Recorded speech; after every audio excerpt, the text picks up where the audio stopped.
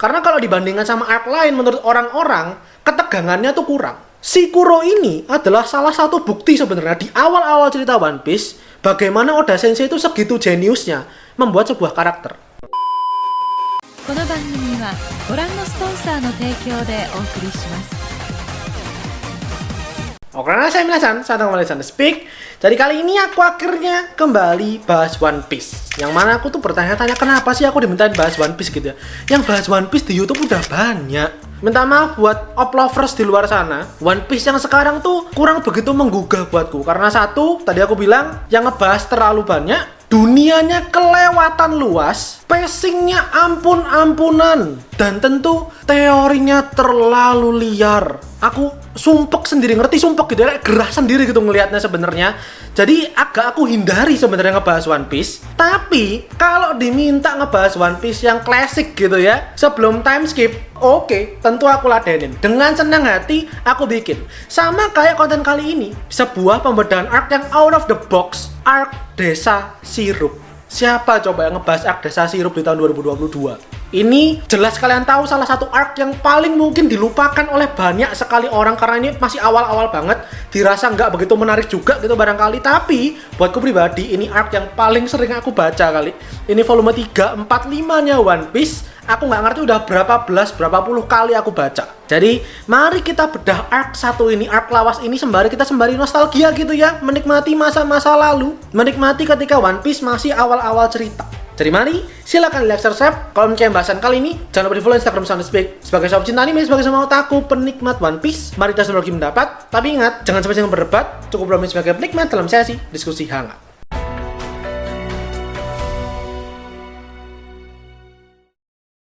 Arc Desa Sirup ini arc keberapa One Piece ya? Ketiga atau keempat kali ya? Keempat kalau nggak salah. Dan mungkin dari beberapa hal yang terjadi, beberapa momen seru di arc ini, kita cuman ingat 2 momen doang kali ya. Satu, debutnya Usopp, tentu gitu ya, masuk ke dalam cerita One Piece. Dia bergabung dengan Mugiwara Ichi ini. Dan satunya, debutnya Going Merry, kapal kesayangan kita semua yang kini sudah karam dan tetap berlayar dalam hati kita. Pengantarku di awal ini mungkin sudah sedikit jadi gambaran bahwa banyak orang tuh memang segitu melupakannya arc ini dan bisa dibilang ada alasannya, ada kekurangannya yang mari kita bedah sama-sama. Mari kita bahas, aku menemukan 2 kekurangan dan 3 kelebihan setelah seperti biasa ini bukan pendapatku pribadi seorang, aku kumpulkan dari pendapat orang-orang di luar sana. Kekurangan yang pertama kita mulai adalah seperti biasa One Piece, pacingnya. Ternyata One Piece tuh dikeluhkan perkara pacing itu bukan baru-baru aja, bukan setelah time skip, tapi dari dulu sebenarnya banyak orang yang sudah agak kesel yang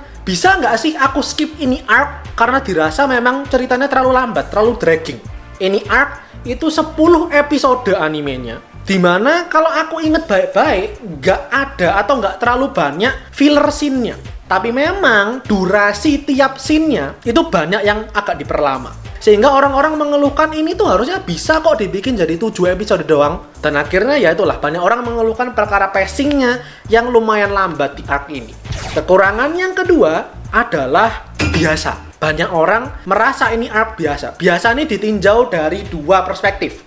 Perspektif pertama, biasa dari segi ceritanya, biasa dari segi premisnya. Ini keluar dari orang-orang yang mengompar, yang membandingkan arc ini dengan arc lain setelahnya arc Desa Sirup gitu ya, dibandingkan sama arc Baratie atau arc Arlong Park. Dimana kalau kita pikir baik-baik, memang premisnya tuh sangat sederhana. Ini ada sebuah desa, di situ ada warga yang tukang bohong, dan di sisi lain ada sekelompok bajak laut yang pengen mengusik kedamaian, yang pengen menyerang ini desa. Si warga yang tukang bohong ini ingin melindungi dan menyelamatkan desanya, tapi dia nggak bisa sendirian, maka dia perlu bantuan dari bajak laut lain yang baik hati.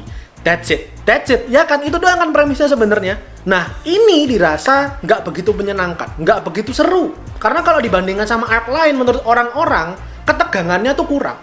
Dan secara konsep cerita, ini tuh udah terlalu mainstream sekali, nggak cuma di anime, tapi kayak di film-film lain atau di novel, banyak. Itu perspektif biasa yang pertama. Perspektif yang kedua, biasa itu dari segi tempatnya, dari lokasinya.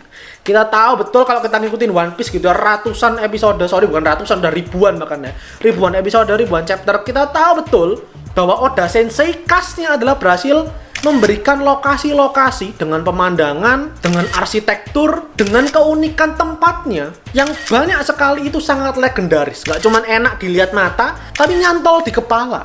Nah, sayangnya itu tidak terjadi di ARK ini. Banyak orang yang nggak menemukan kekasan dari lokasi di ARK ini, kecuali cuman tebing doang gitu ya, yang mana itu nggak menarik sama sekali, nggak spesial sama sekali, sehingga lagi-lagi menurut orang itu biasa.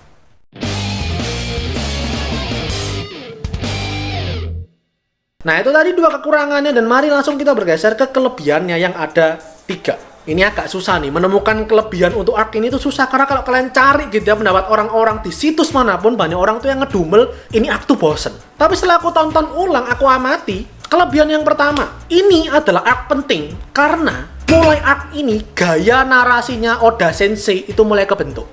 Gaya narasi, formula narasinya One Piece yang dipakai sampai sekarang, berangkatnya tuh mulai terasa dari ARK Desa Sirup. Kalau kalian ngikutin One Piece tuh banyak belok-belokannya, banyak twistnya. Kadang di intro cerita, prolog ARK itu aja udah cukup lama. Begitupun yang terasa dari ARK Desa Sirup ini, dimana kita diperkenalkan dulu dengan Usopp, dan mungkin kita di awal-awal agak ngerasa, Usopp nih brengsek ya, Usopp nih jahat ya, karena dia tukang bohong, karena dia kayak Jarjit di dramanya Upin Ipin itu ya, yang selalu bilang akan ada masalah ke desanya dia, padahal nggak ada apa-apa. Tapi kemudian di reveal bahwa itu sebenarnya bukan hal yang terlalu buruk, karena semua kebohongan-kebohongan dan hiperbola yang dia bikin itu untuk menghibur kayak temennya dia yang sakit-sakitan.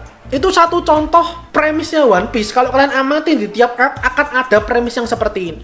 Contoh lain, waktu pertempuran mau pecah antara Mugiwara Ichi ini lawan pasukannya Kapten Kuro, si Usopp bilang bahwa satu-satunya jalan masuk ke pulau ini itu cuma satu tebing di selatan. Maka semuanya udah bersiap di sana. Kita pun merasa ya udah emang bener omongan Usopp, pintu masuknya cuma itu doang. Tapi tiba-tiba di reveal kalau dari utara ternyata ada tebing lain yang bisa dijadiin tempat masuk. Ada sebuah kejutan di sana, dimana kita udah percaya nih awalnya, tapi tiba-tiba dibelokkan begitu aja. Itu sampai di Arc Wano juga terjadi. Semua gaya narasinya sampai ke action-actionnya gitu maksudku ya, dimana anak buahnya Luffy 1 lawan 1 atau 1 lawan 2 dengan anak buah kelompoknya musuh. Ini juga gaya narasi yang terus dipakai bisa dibilang sampai sekarang. Dan semua itu berangkatnya diawali terasanya itu dari Arc Desa Sirup ini. Kelebihan yang kedua, mengeksplor karakter. Aku sangat suka Oda Sensei itu mengeksplor lebih jauh untuk karakter Zoro sama Nami di arc ini. Kita dikasih layer-layer lebih dalam soal karakternya, terutama Zoro. Dia ditunjukkan pedulinya dia sama orang lain tuh kayak gimana. Lebih ditunjukkan lagi. Bagaimana dia mau mengorbankan dirinya untuk orang lain. Masih mau mikir ketika dia lagi susah, ketika dia lagi tarung, dia tetap mikirin temennya dia. Dan ditunjukkan betapa Zoro tuh mengandalkan sekali teknik kemampuan 3 pedangnya dia di sini. Karena waktu pedangnya diambil, dicuri 2, dia agak kesulitan, dia agak kesusahan bertarung. Ini masih belum ada haki-hakian gitu loh ya. Dan menurutku ini sangat fresh sekali, sangat grounded sekali, dan asik banget buat diikutin. Pun sama halnya dengan Nami. Sebelum terkena arus fanservice yang berlebihan kayak sekarang gitu ya, Nami dengan baju kaos putihnya dia dan celana pendeknya itu, aura cewek fearless-nya tuh muncul banget gitu. Dan di arc ini pun juga makin tertonjolkan, makin terlihat betapa dia care dengan orang lain. Betapa dia cewek yang mungkin nggak bisa bertarung, saat itu belum bisa bertarung tuh ya, tapi nggak akan ragu untuk menerjang medan pertempuran demi hal yang dia percaya. Kelebihan yang ketiga, ini yang mungkin banyak orang lupa dan banyak orang tuh kayak pandang sebelah mata. Kapten Kuro. Percaya nggak percaya, Kapten Kuro adalah salah satu villain yang penulisannya tuh bener.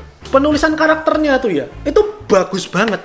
Dia membawa ketegangan baru. Kita bisa tahu ini bukan villain yang bisa diremehkan, bukan villain yang bisa kita tertawakan, bukan villain yang bisa kita anggap remeh, tapi benar-benar membawa ancaman nyata. Si Kuro ini adalah salah satu bukti sebenarnya di awal-awal cerita One Piece, bagaimana Oda Sensei itu segitu jeniusnya membuat sebuah karakter.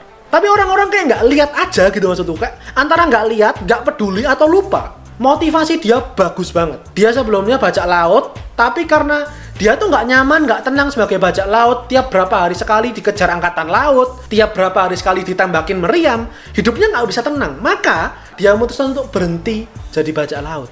Dia pengen punya hidup yang damai.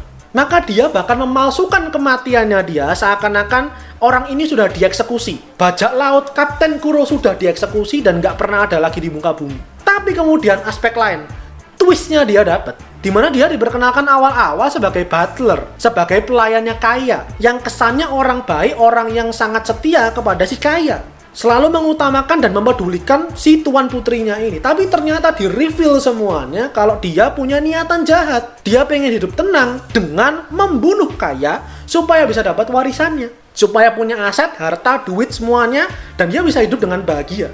Aspek lain, personality-nya, kepribadiannya, salah satu hal yang bikin kita nggak bisa menertawakan ini karakter karena dia kelihatan serius banget. Dia emang sangat detail, terperinci, dan dia sangat egois. Dia nggak peduli dengan anak buahnya dia, pasukannya dia. Kalau nggak berguna ya dibunuh sama dia.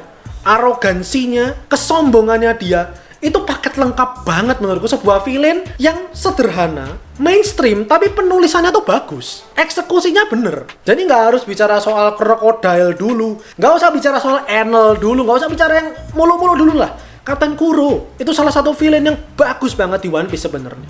Dah, itu aja menurutku 2 kekurangan dan 3 kelebihan yang bisa aku dapatkan, bisa aku kumpulkan pendapat orang-orang maupun pendapatku pribadi. Aku jujur begitu menyiapkan untuk konten ini, aku tuh jadi kangen sama bocil-bocilnya Usopp gitu ya. Penasaran mereka sekarang tuh gimana? Pengen tahu lebih lanjut, gak cuman berdasarkan cover chapter doang. Tapi anyway, itu aja untuk kali ini. Gimana pendapat kalian sendiri? Gimana perasaan kalian sembari bernostalgia plus membedah arc ini? Apa yang kalian suka, apa yang kalian gak suka? Apa kekurangan dan apa kelebihan menurut kamu pribadi? Itu aja untuk kali ini. Silahkan lihat video yang mengenai bahasan kali ini. Share komentar, share kalian, dan terakhir share follow Instagram Soundspeak dan subscribe buat yang nikmati tiba konten anime dan manga dari channel Soundspeak. Karena anime dan manga itu yang aku suka dan yang kalian suka.